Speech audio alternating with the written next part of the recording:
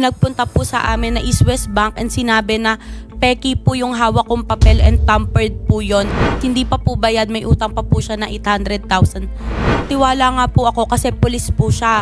Fake yung papel nang hindi mo nalalaman. Yun po kasi yung nasa utak ko eh. Sa administrative liability, it's either masuspend siya or ma-dismiss. Hindi po mapail-pail yung kaso dahil hinaharang po. Turuan po kayo ng wanted sa radyo, and kung sino man yung harang dyan, ma'am, kakasuhanin natin sa ng obstruction ng justice, Thank ma'am. you po, sir.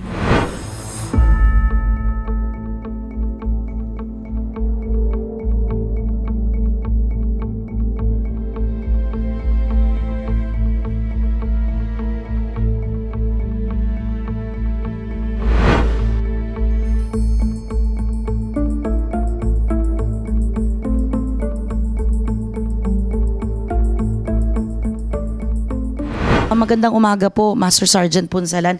Kasama ko po si Ma'am Janina po para ilapit po yung kanyang concern regarding po doon sa kanilang agreement po ni Corporal Geraldine.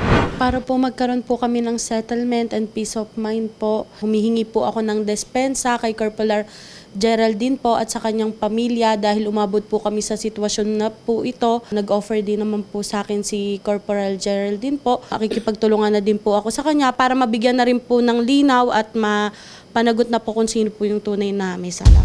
Kami po ni Ma'am Junie na yun, nagtutulungan po dahil nga po sa problema pong ito. At hindi lang po kami nagkaroon ng pagkakaunawaan, kaya po umabot po dito po. At ngayon po, nung nakita niya po lahat ng evidences and documents po na present ko po sa kanya, naliwanagan po na kami po yung parehas lamang po naging biktima po sa sitwasyon na ito. So i-clear lang po natin, Corporal, no? Kayo po ay biktima din po nung fraudulence na ginawa po nung first buyer. Bilang polis po, sumasideline po ako bilang buy and sell. Ito po ay ginagawa ko po kapag off-duty po ako. Nabili ko po itong sasakyan na to nung nagsisimula pa lamang po ako noong February 2025. Nabili ko po siya sa isang Nigerian seller sa Imus, Cavite po. At ang rehistradong may-ari po ng sasakyan na ito ay isang guro. At nung binili ko po yung sasakyan na to, kompleto po lahat ng dokumento na presented po sa akin. CROR po, IDs po ng teacher po. Hindi ko na po babanggitin yung kanyang pagkakakilanlan para na rin po maingatan ko po ang kanyang reputasyon bilang karapatan po pang tao. Isang linggo po makalipas, naibenta ko po ito kay Ma'am Junina noong March 6, 2025. At makalipas po ang 6 na buwan, bumalik po si Ma'am Junina dahil ang sabi niya sa akin, merong representative ng bangko na nagpakilala sa bahay nila na pilit pong binabatak ang sasakyan. Kaya po bumalik po siya sa akin upang linawin ang pangyayaring ito. At ako po yung nagulat din po. Kaya po nangyari po, nakipagtulungan po ako sa kanya. Lahat po pinuntahan namin, nag-report po kami sa HPG. Nakaharap po namin ang guro po na may-ari, first owner. Ano po ang reason po niya? Bakit nagbenta po sila ng ganitong unsettled po? Ginamit lamang daw po siya ng Nigerian upang maglabas sa kasa. Pero daw po, hindi daw po niya nakita yung sasakyan at diniliber daw po ito sa Nigerian. After po nun, ma'am, nung nakaharap po namin siya, sabi niya, ma'am, si-settle niya yung problema, magbabayad daw po siya sa amin after a week. Pero after po ng pag-uusap po na yun, hindi na po siya nagparamdam sa amin. Kaya po ako po ay formal na nagsumite ng administrative case sa SDO Pampanga po, sa DepEd. At ako din po ay lumapit din po sa Cavite po upang magsampan ng criminal case against the Nigerian seller at sa rehistradong may-ari po ng sasakyan.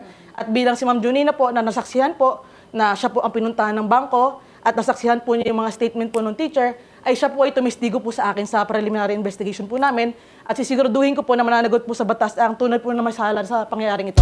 Nagpapasalamat din po ako kasi after po ng mga struggle, at least at the end po, nagkasundo po kami ni Corporal Geraldine. Mas marami pa po kaming natutunan na aral po na mas maging maingat pa po kung bibili po ulit kami ng sasakyan po.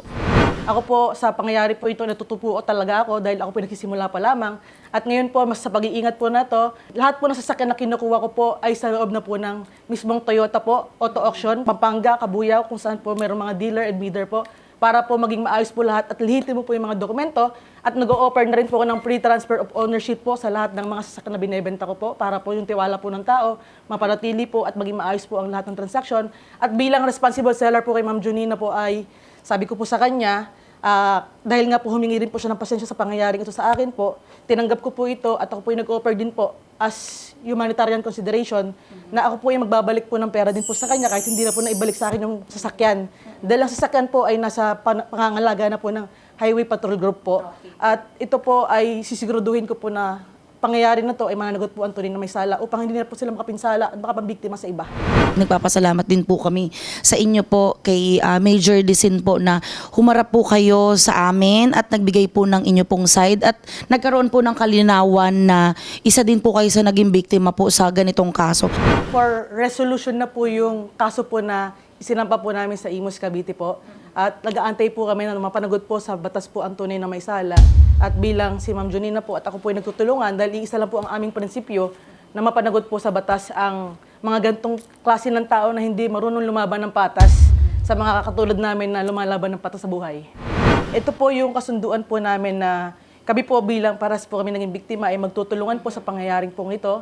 At kung ano man po ang kalabasan po nito ay sisiguraduhin po namin mapanagot sa batas po yung tunay na may sala.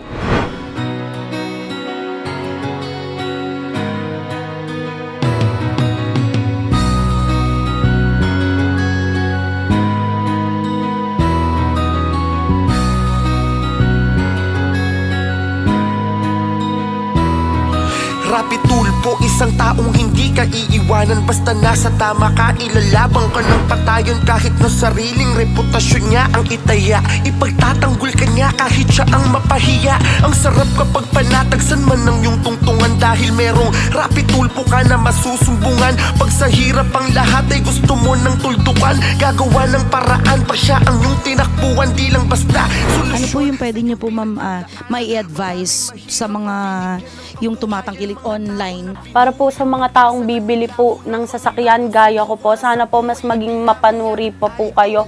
At sana po kung bibili po kayo, ipacheck nyo po agad sa LTO nang hindi nyo po ma-experience kung ano po yung naranasan ko. Kasi sobrang dami pong hirap at yung pera nyo po ay hindi naman po natin basta pinulot lang. Lalo na sa mga OFW po na kagaya ko. Para naman po dun sa mga tao na mapanlamang, sana po hindi nyo na po gawin, lumaban po kayo ng patas at magtrabaho po kayo. Nais ko pong magpasalamat po kay Idol Rafi Tulfo po kasi nandyan po yung programa niya para tumulong po sa mga mahihirap po. At malaking tulong din po yung nagawa po niya para sa akin para maisampa po yung kaso at maresolusyonan po. Salamat po, Idol! Pulot dapat ibalik, may mga taong binalik mo ang ngiti sa mga labi.